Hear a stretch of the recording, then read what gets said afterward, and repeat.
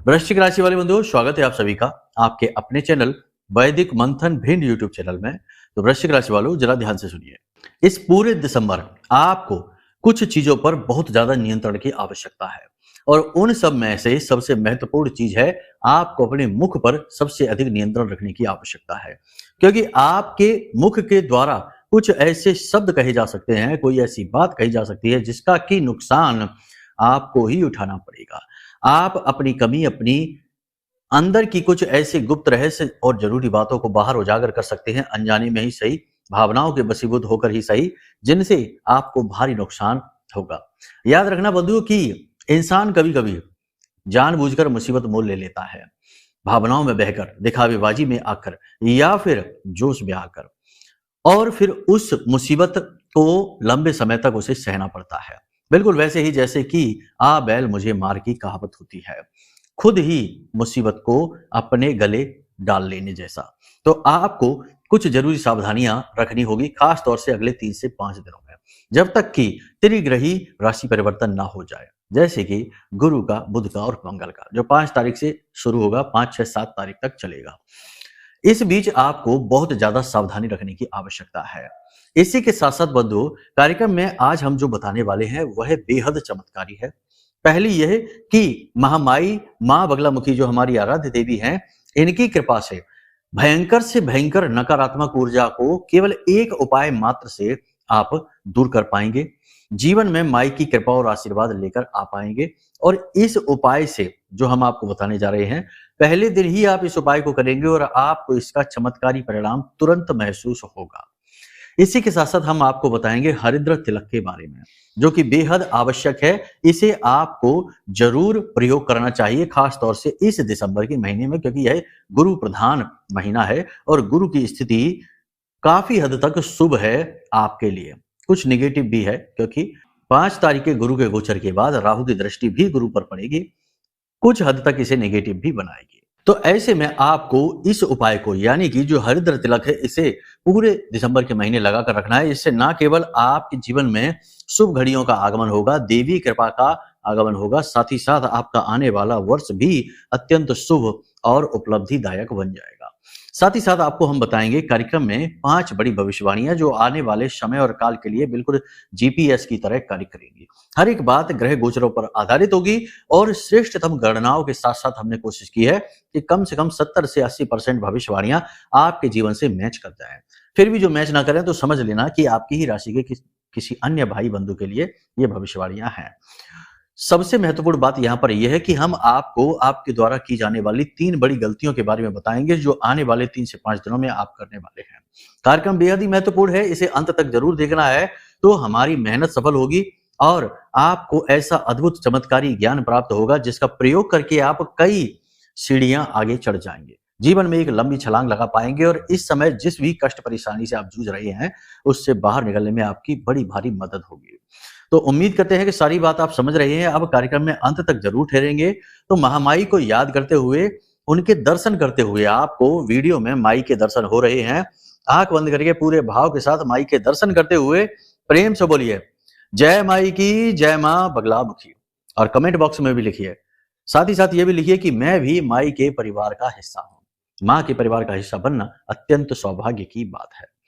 तो चलिए बंधुओं, अब अपने मूल विषय को शुरू करें, यानी 5 बड़ी भविष्यवाणियों से कार्यक्रम को शुरू करें। उससे पहले आपको हम बता दें कि मां का प्रिय भजन, यानी कि जो हमने गाया है पूरे भाव के साथ, यदि आप उसे सुनना चाहते हैं तो कार्यक्रम देखने के बाद डिस्क्रिप्शन में जाना और वहां पर आपको लिंक मिलेगा, उसे क्लिक करेंगे और आप सीधे भजन तक पहुंचेंगे। उस भजन को सुनिए, आपका मन प्रसन्न होगा और माई के प्रति आपका भाव और भी प्रगाढ़ हो जाएगा। जय माई की। बंधुओं, ज्योतिष और तंत्र विद्या के क्षेत्र में आचार्य अमित एक जाना माना नाम है। पूज्य गुरुदेव के साधनाओं और ज्योतिष विद्या के अनुभव बेहद दिव्य है। जी हाँ, पूज्य गुरुदेव ने जिसकी भी कुंडली का विश्लेषण किया और कुंडली के अनुसार उसे सटीक उपाय व महामाई मां बगलामुखी की विशेष कृपा दी, उसके जीवन में सकारात्मक बदलाव तो आ ही है। फिर चाहे समस्या कितनी ही कठिन क्यों ना हो, समाधान तो अवश्य हुआ है। अब ऐसे में यदि आप भी अपने जीवन की किसी बड़ी समस्या से जूझ रहे हैं, जैसे कि कर्जा बढ़ता ही जा रहा है, काम धंधा और व्यापार सब रुक चुका है, रिश्ते नातों में तनाव हद से ज्यादा बढ़ गया है, पूरा जीवन ही नकारात्मकताओं से भर गया है, तो ऐसे में यही सही समय है जब आप श्रेष्ठ गुरु से मार्गदर्शन प्राप्त करें और जीवन के अंधकार को समाप्त कर दिव्य प्रकाश की ओर कदम बढ़ाएं। वीडियो में दिए गए नंबरों पर तुरंत संपर्क करिए और अपनी कुंडली का विश्लेषण व समाधान पूज्य गुरुदेव के द्वारा करवा लीजिए। देर ना करें, आपके देवी देवताओं के आशीर्वाद से ये मौका खुद चलकर आपके पास आया है, इसे गंवाना नहीं है। अभी फोन करें और गुरुदेव से मार्गदर्शन प्राप्त करें। महामाई आपका कल्याण करे। धन्यवाद। यहां पर सबसे ज्यादा महत्वपूर्ण ये रहेगा कि आपको अपने ऊपर नियंत्रण रखना होगा। आत्मनियंत्रण अत्यंत आवश्यक है। नियंत्रण किस प्रकार का? अपने खान पान पर नियंत्रण रखना है, वरना सेहत खराब हो जाएगी। क्योंकि गुरु का प्रभावशाली होना मतलब वजन बढ़ना और पेट खराब रहना और स्थूलता यानी शरीर में भारीपन। काम करने का मन तो खूब है, काम आप करेंगे भी, लेकिन आपकी स्पीड, आपकी गति कम हो जाएगी। तो यहाँ पर आपको नियंत्रण रखना है। साथ ही साथ अपनी इच्छा शक्ति को प्रबल करके आपको योग, प्राणायाम, कसरत आदि भी करनी है ताकि शारीरिक स्वास्थ्य आपका अच्छा रह सके। याद रखना, भगवान के भजन करने से आध्यात्मिक बल प्राप्त होता है और शरीर का ख्याल रखने से शारीरिक बल प्राप्त होता है। और ईश्वर की उपलब्धि के लिए या जीवन में कोई भी छोटी या बड़ी उपलब्धि हासिल करने के लिए दोनों ही प्रकार का बल आपके अंदर होना अत्यंत अनिवार्य है। यदि आध्यात्मिक बल नहीं है, शारीरिक बल है, तो आप किसी पशु की तरह बर्ताव करने लगेंगे, जगह जगह ठोकरें टक्करें मारते घूमेंगे। और यदि आध्यात्मिक बल तो खूब है लेकिन शारीरिक बल नहीं है, तो वह बल किसी काम का नहीं है। आप एक जगह पड़े पड़े बस अपने शरीर को ही ताकते रहेंगे और ऊर्जाहीन बने रहेंगे। फिर आपके प्रवचन, आपका ज्ञान का विस्तार ही नहीं हो पाएगा, आपके साथ ही वह समाप्त भी हो जाएगा। तो कहने का मतलब यह है कि दोनों ही चीजों का आपको विशेष ख्याल रखना है। पूजा पाठ अनुष्ठान में रुचि बढ़ानी है। मन में धर्म की लहर तो आएगी, आप भगवान के दर्शन करने जाएंगे, परिवार के साथ जाएंगे, अपने जीवन साथी के साथ जाएंगे, लेकिन कहीं ना कहीं थोड़ी बहुत नेगेटिविटी भी रहेगी। क्योंकि लंबे समय से जो परेशानी है, सहते सहते थक चुके हैं, संघर्षों से थक चुके हैं, तो कहीं ना कहीं धर्म के प्रति, भगवान के प्रति थोड़ी बहुत निराशा का भी भाव रहेगा। ये भाव चलो ठीक है, अच्छी बात है, रहने दो, लेकिन धीरे धीरे आपको भगवान की भक्ति के स्तर को बढ़ाना है और अध्यात्म को विकसित करना है। देखो, हर एक जीव इस संसार में अपनी कार्मिक यात्रा में लगा हुआ है और इस यात्रा में उसे जो भी कुछ प्राप्त हो रहा है वह उसके ही कर्मों का फल है। तो यहाँ पर भगवान का कोई रोल है ही नहीं, उनका रोल अलग है, आपके जीवन में नहीं। अब भगवान का एक रोल यहाँ पर आ सकता है कि यदि आप अपनी भक्ति को प्रगाढ़ बनाकर रखते हैं और कुछ मांगते नहीं भगवान से, बस उनका साथ मांगते हैं, तो यहाँ पर भगवान का रोल आपके जीवन में प्रारंभ हो जाता है। वे आपके सारथी बन जाते हैं, बिल्कुल अर्जुन की ही भांति। और जब भगवान सारथी हो गए तो जीवन का रथ तो चलेगा ही अत्यंत तेज गति से। आपको अपना दृष्टिकोण जो है वो पूर्ण रूप से सकारात्मक रखना होगा, ऊर्जावान बने रहना होगा और इसके लिए आपको प्रयास करने होंगे। बिना प्रयास के ये चीजें हासिल नहीं होंगी। अचानक से आपके जीवन में धन का आगमन होगा, आपको पैसे की जरूरत भी पड़ेगी और आपको कर्जा वगैरह भी लेना पड़ सकता है। कर्जा लें, लेकिन अपनी निजी सुख सुविधाओं के लिए नहीं, भोग विलास की चीजों के, दिखावेबाजी की चीजों के लिए नहीं, लेकिन व्यवसाय से जुड़े हुए कर्जे यदि आप लेते हैं, काम धंधे व्यापार को ऊंचा उठाने के लिए कर्जा लेते हैं, तो बहुत अच्छी बात है, उन्नति आप खूब करेंगे। अचानक से किसी व्यक्ति से मुलाकात होगी जिससे मिलकर पुरानी यादें ताजा हो जाएंगी। आप यदि धार्मिक व्यक्ति हैं, पूजा पाठ अच्छी तरह से करते हैं और किसी एक ही दिव्य शक्ति से जुड़कर रहते हैं, तो अब समय आ गया है कि अब आप आगे बढ़ेंगे। आपके अंदर देवताओं जैसे गुण उत्पन्न होने शुरू हो जाएंगे, क्योंकि ये गुरु प्रधान महीना है, शुरुआत से ही होगा। फिर गुरु के गोचर के बाद तो और अधिक प्रभाव बढ़ जाएगा। चेहरे पर आपके तेज बढ़ने लगेगा, आपके द्वारा कही गई बातें सिद्ध होनी शुरू हो जाएंगी और आपको पूर्वाभास होना शुरू हो जाएगा। लेकिन यदि आपके मन में खोट रहती है, थोड़ा बहुत निगेटिविटी रहती है, जो कि आपकी राशि के जातकों के अंदर रहता ही है, ये दोष है आपका, लेकिन आप इन सब चीजों को अच्छी तरीके से ढक लेते हैं, छिपा लेते हैं और बाद में अच्छाई को ही विजयी बनाते हैं। लेकिन कहीं ना कहीं ये है, तो जिस जातक में ये अधिक मात्रा में होगा, यानी निगेटिविटी का भाव, उसको तो आगे बढ़ने में बहुत परेशानी आएगी। 7 तारीख तक सब कुछ ठीक चलेगा, लेकिन 7 तारीख के बाद भाई बहनों से मतभेद हो सकते हैं। परिवार में हिस्से बंटवारे को लेकर तनाव की स्थिति बन सकती है। हालांकि 7 तारीख से पहले पहले सब कुछ नॉर्मल रहेगा, बस परिवार में आपकी स्थिति थोड़ी सी कमजोर रहेगी, आपकी अनदेखी सी रहेगी, लेकिन बाकी सब ठीक रहेगा। लेकिन 7 तारीख के बाद थोड़ी सी स्थिति ऐसी हो जाएगी मंगल के गोचर के बाद, क्योंकि मंगल फिर केतु की दृष्टि में आकर बद हो जाएगा। और 6 तारीख को जो बुध का गोचर है वृश्चिक राशि में वहां पर बुध और शुक्र मिलकर भी मंगल को बद कर देते हैं। तो ऐसी स्थिति में आपको 6 तारीख 7 तारीख के बाद से अपनी जुबान पर पूरा नियंत्रण रखना होगा, अपने गुस्से पर, अपने एग्रेशन पर पूरा नियंत्रण रखना होगा और इमोशंस पर भी, अपनी भावनाओं पर भी। छोटी छोटी बातों पर उकसा नहीं जाना है। कोई कुछ कहे सुने तो उसकी बात को दिल से नहीं लगा लेना है और चीजों को इग्नोर करना भी सीखना है। मन में किसी प्रकार की दुविधा का भाव लगातार बना रहेगा। एक तरह का कह सकते हैं कि कंफ्यूजन जैसी स्थिति में आप रहेंगे, अनिर्णय की स्थिति में आप रहेंगे। इसी के साथ-साथ बंधुओं, यहाँ पर हम आपको बता दें कि आप अपनी ज़िम्मेदारियों को तो बहुत अच्छी तरीके से निभाएँगे। परिवार के प्रति ज़िम्मेदारियाँ हैं, अपने काम के प्रति ज़िम्मेदारियाँ हैं और अपने अपनों के लिए, जिनसे आप बहुत प्रेम करते हैं, उनके प्रति आपकी जो ज़िम्मेदारियाँ हैं, उन्हें आप पूरी निष्ठा के साथ निभाएँगे। आपको बिज़नेस व्यवसाय में आगे बढ़ने के अवसर भी प्राप्त होंगे। जो लोग बेरोज़गार हैं, उन्हें नौकरी के अवसर प्राप्त होंगे, बशर्ते कि आपको नकारात्मकता की चादर से बाहर निकलना है। यदि आप जीवन की परेशानियों को देखते-देखते नकारात्मक हो चुके हैं और अब आपको हर अच्छी चीज़ में भी खोट दिखाई देती है, क्योंकि अक्सर ऐसा ही होता है कि लंबे समय तक जब कोई दुःख भोगता है, तो फिर उसे हर चीज़ में दुःख का ही भाव आता है।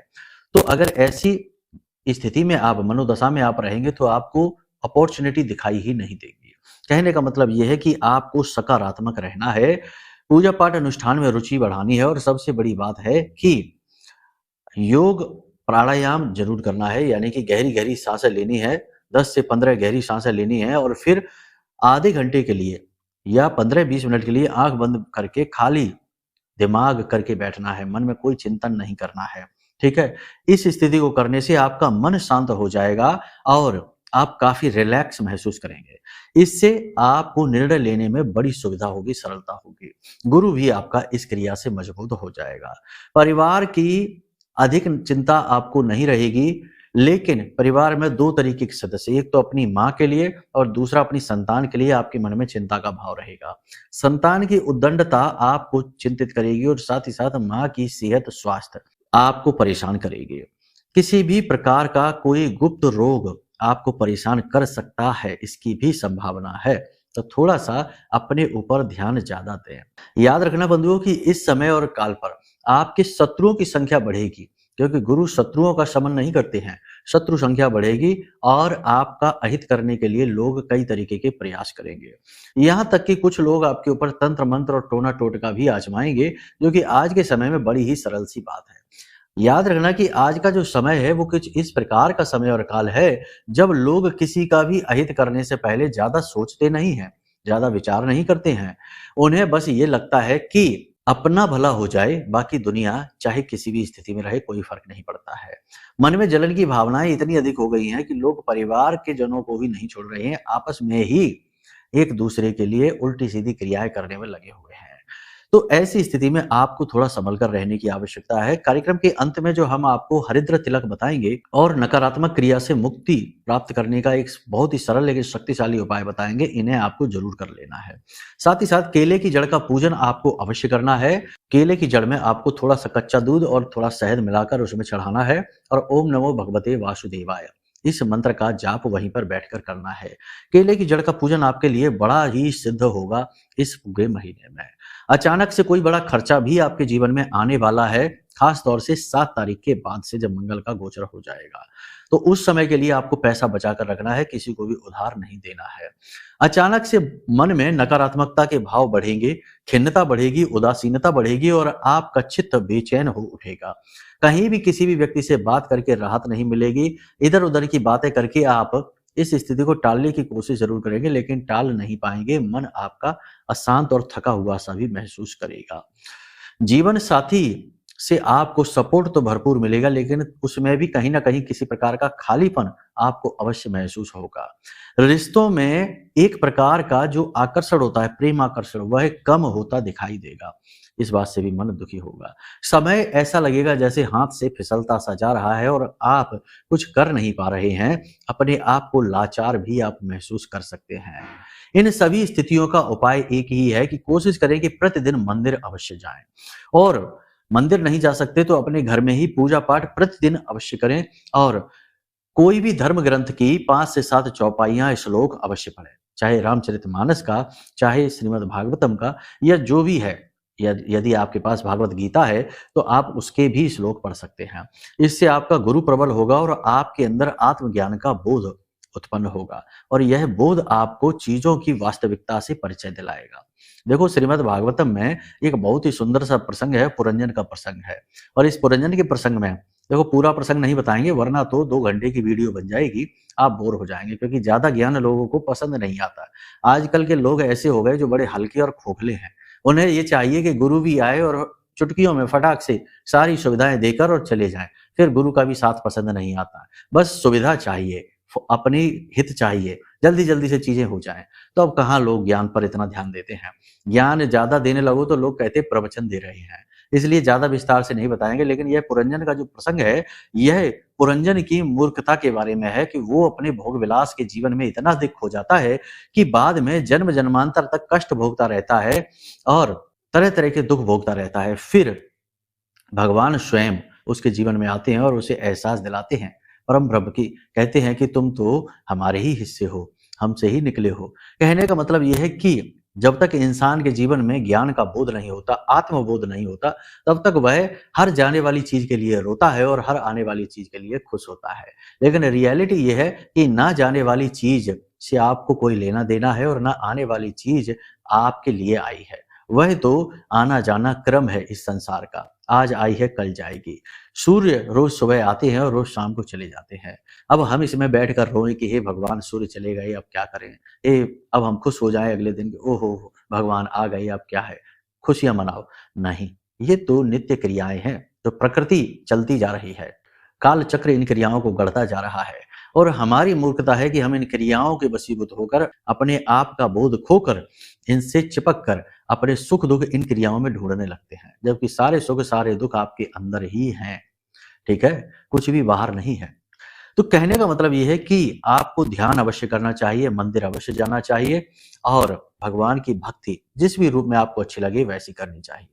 अब तो लोगों का ऐसा भी है देखने को, हमने पिछले कार्यक्रम में भी कहा कि लोगों को यही नहीं पता कि वो किस भगवान की पूजा करें। तो 2 महीने इन भगवान की, फिर 2 महीने इस भगवान की, फिर 2 महीने इनकी, कभी भोलेनाथ, कभी हनुमान जी, कभी राधे राधे, कभी जय श्री कृष्णा, ये करते हैं। तो कहने का मतलब यह है कि बड़ा हल्कापन है। खुद अपने आत्म से पूछिए, आंख बंद करके रात में अपनी छाती पर हाथ रख के सोइए और अपने आत्म से पूछिए, अपना नाम लेकर कहिए, आपका नाम यदि विवेक है तो बोलिए, विवेक मुझे बताओ कि मेरे आराध्य कौन है, मैं किसकी पूजा करूं। तो आप ये 2 दिन प्रयोग करके देखिए और आपको जवाब सपने के माध्यम से खुद ही प्राप्त हो जाएगा कि कौन है आपके आराध्य। फिर उन्हीं में अपना मन लगाइए। अलग अलग रूपों में भगवान दिखते हैं, लेकिन रियलिटी में वो सब एक ही है। ठीक है, तो कंफ्यूज नहीं होना है। अपने मन का इलाज आपको स्वयं करना होगा, अपने स्वास्थ्य का ख्याल आपको रखना होगा और अपने परिवार और संतान का भी ख्याल आपको ही रखना होगा। यहाँ पर आपके ऊपर काम का दबाव बढ़ेगा, तरह तरह की जिम्मेदारियां आपको मिलेंगी और उच्च अधिकारियों की भी तीखी नजर आपके ऊपर रहेगी। मेहनत का समय है, मेहनत करने से पीछे नहीं हटना है। शनि मार्गी हो चुके हैं, मेहनत करेंगे तो उसका पूरा प्रतिफल आपको मिलेगा, लेकिन कामचोरी करेंगे तो उसकी पूरी सजा भी आपको मिलेगी। अपने काम को किसी भी हालत में टालना नहीं है, अपने स्वास्थ्य का ख्याल रखना है और हाई क्वालिटी का जॉब आपको करना है। वैसे तो आप ये सब करते हैं, लेकिन कभी कभी आप काम को टालते भी हैं।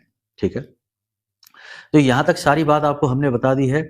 इन बातों का ख्याल रखिए। जो बातें हमने आपको बताई हैं वे सारी ग्रह गोचरों के आधार पर हैं, कुछ माई की अनुभूतियों के आधार पर भी हैं। लेकिन यदि आपको अपने बारे में व्यक्तिगत तौर पर जानना है कि आपके जीवन में क्या चल रहा है, आपके दुखों का कारण क्या है, आपके जीवन में रुकावट क्यों है, क्यों आपके कर्मों का यानी मेहनत का फल आपको नहीं मिल पा रहा है, तो इसका जवाब आपकी जन्म पत्री में, आपकी कुंडली में छिपा है। अब कुछ लोग कहते हैं गुरुजी हमारी तो जन्म कुंडली ही नहीं, हमारी तो पत्री ही नहीं, हमें तो डेट ही नहीं पता है। तो आप चिंता ना करो, वीडियो में नंबर है, इन नंबरों पे फोन करिए। दूसरी भी विधियां हैं जिनसे आपकी जीवन के बारे में बहुत सारी चीजें बताई जा सकती हैं और आपको उपायों के माध्यम से लाभ दिया जा सकता है। जैसे प्रश्न कुंडली होती है, उसके माध्यम से फेस रीडिंग होती है, उसके माध्यम से, या फिर आपके ही कोई जो आपका रक्त संबंधी है, पुत्र है या फिर कोई भाई है या भतीजा है, इनके आधार पर आपकी कुंडली निकाली जा सकती है। तो कई तरीके हैं, आप बस फोन करिए, समस्या का समाधान हम आपको अवश्य दे पाएंगे, माता रानी की कृपा से और उनके आशीर्वाद से। ठीक है, तो अब यहां तक आपने सारी बात समझ ली। अब समझिए कि आपको जीवन में यदि किसी प्रकार की बाधा महसूस होती है, ऐसा लगता है फंसे फंसे से हैं, अटके अटके से हैं, तो 100% किसी न किसी प्रकार की आपके ऊपर नकारात्मकता तो है ही। कई प्रकार की होती है, उनको छोड़ो, अभी फिलहाल ये बताते हैं कि नकारात्मकता तो है ही। अब इस नेगेटिविटी से छुटकारा प्राप्त करने के लिए, मुक्ति प्राप्त करने के लिए क्या करना है, जरा इसे आप समझ लो। आपको किसी भी शनिवार के दिन शाम के समय, यानी कि अंधेरा होने के बाद, ठीक है, रात्रि में भी कर सकते हैं इस क्रिया को आप, एक पीले रंग का धागा लेना है और इसमें 9 लहसुन की कलियां चुभो लेनी है। जैसे माला, जो फूल माला बनाते हैं उसमें फूल के अंदर से धागा निकालते हैं, ऐसे लहसुन की कलियों के अंदर से धागा निकालना है, छील कर लहसुन की कलियां, ठीक है। 9 लहसुन की कलियां आपने लेनी है। अब इस लहसुन की कली को लेकर कुछ नहीं करना, बिल्कुल साधारण है। इस लहसुन की कली को लेकर धागा समेत सरसों के तेल में डुबा देना है और सरसों के तेल में डुबाने के बाद जिस पात्र में आपने डुबाया है उस पात्र को हाथ में लेकर ये सारी क्रिया करनी है स्नान आदि करने के बाद, ठीक है। पूजा पाठ कर लें उसके बाद करें। अपने घर के मुख्य दरवाजे पर आप बैठ जाइए और वहां पर बैठकर महामाई के इस मंत्र का उच्चारण करिए। मंत्र आपको मोबाइल पर भी लिखा दिखाई दिख जाएगा, डिस्प्ले पर दिख रहा होगा, बोलकर भी हम आपको बता देते हैं। ओम ह्लीम बगलामुखी सर्वदुष्टानां वाचम मुखम पदम स्तंभहि जीवाम कीले बुद्धिम विनाशाय ह्लीम ओम स्वाहा। इस मंत्र का आपको उच्चारण करना है। कितनी देर करना है? 10 से 15 मिनट, ठीक है। अब बहुत से लोग ज्ञान देने आ जाएंगे कि अरे ये तो दीक्षा मंत्र है, जिसके गुरु नहीं है वो ये मंत्र नहीं बोल सकता है, ये बड़ा तीव्र मंत्र है, ये है वो है। ये वही लोग हैं जिनने कभी जीवन में कोई साधना नहीं की है, कुछ भी ज्ञान हासिल नहीं किया, कुछ भी अध्ययन नहीं किया, केवल सुनी सुनाई बातें करते हैं। दीक्षा मंत्र ये अवश्य है, गुरु की संरक्षण में, सानिध्य में ये जरूर करना चाहिए, लेकिन आप यहाँ पर कोई साधना नहीं कर रहे हैं, आप केवल देवी से अपनी रक्षा की विनती कर रहे हैं, इस लिहाज से आप कर रहे हैं। तो ऐसे भी मंत्रों का उच्चारण किया जाता है। आप कोई साधना नहीं कर रहे हैं, कोई अनुष्ठान नहीं कर रहे। यदि आप साधना करेंगे तो गुरु की आवश्यकता पड़ेगी। और दूसरा कि अगर आप गुरु का ही है तो हमने आपको यह मंत्र दे दिया ना, तो इस लिहाज से तो हम ही आपके गुरु हो गए। जो मंत्र दे वही गुरु है, तभी तो गुरु मंत्र, ठीक है। तो यहाँ से आपकी टेंशन दिमाग पे नहीं होनी चाहिए। और माँ का अनुष्ठान आप कर रहे हैं, माँ हमारी आराध्य देवी हैं और हम आपको विश्वास के साथ कहते हैं, हमारा वर्षों का अनुभव है माई से जुड़ने का, कभी डर नहीं लगेगा।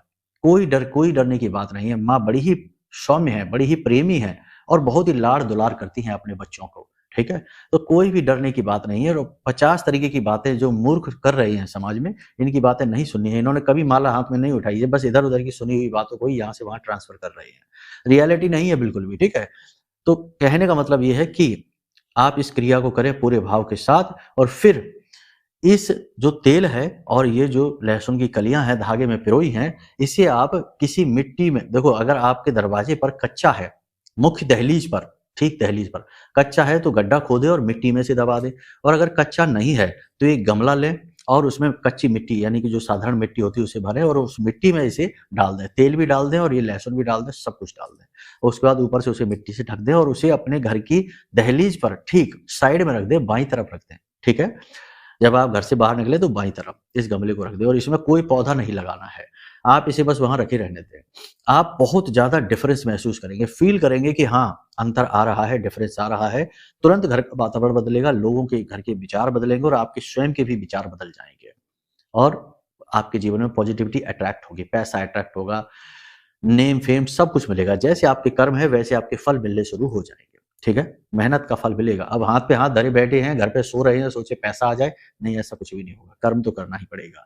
तो यहाँ तक सारी बात आपने समझ ली। अब हरिद्र तिलक के बारे में समझ लो, ये भी आप बना लो और इसे भी लगाओ। पूरे दिसंबर के महीने तो लगाओ ही, कम से कम पूरा दिसंबर का महीना चमक जाओगे, ठीक है। तो क्या करना है, शनिवार के दिन उसी दिन आपको हल्दी की एक गांठ लेनी है, थोड़ा सा इत्र लेना है, स्वच्छ जल लेना है और केसर लेना है। इतनी सामग्री को माँ बगलामुखी के चरणों में रख दीजिए, पूजा करिए, ओम ह्लीम इस मंत्र का जाप करिए। ज्यादा नहीं तो 3 माला कर लीजिए, हल्दी की माला से, रुद्राक्ष की माला से 3 माला 6 माला जैसे चाहो कर लो। उसके बाद उसी सामग्री को वहीं माई के चरणों में ही रखा छोड़ दो। उसके बाद अगले दिन सुबह स्नान आदि करके जाओ पूजा घर में और उस हल्दी को उसी जल से केसर डाल के और थोड़ा सा इत्र डाल के और घिसिए। घिसेंगे तो पत्थर पर घिसेंगे, कोई चिकना खुरदुरा सा पत्थर साफ सुथरा लेना, पत्थर पर घिसेंगे। घिसने के बाद में जो पदार्थ बनेगा वह है हरिद्र तिलक। उसे आप ले लीजिए और उसे अपने माथे पर लगाइए आज्ञा चक्र में, ठीक है। जैसे हमारा ये लगा हुआ है लाल वाला, ऐसे लगा लीजिए और बस इसे आप दिन भर लगा रहने दीजिए, रात भर लगा रहने दीजिए। शुद्धता अशुद्धता की टेंशन ना लो आप, ठीक है। बस आप इसे लगा के रखो।